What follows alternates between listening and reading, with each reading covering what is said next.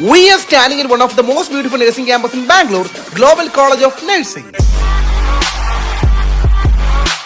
ഇത്രയും പ്രിമൈസസിലെ ഒരു nursing campus എന്ന് പറയുന്നത് ക്വൈറ്റ് ഇംപ്രസീവ് ആണ്. Global offers BSc Nursing, GNM, MSc Nursing, Post BSc, PhD in Nursing with highly equipped labs and library facilities.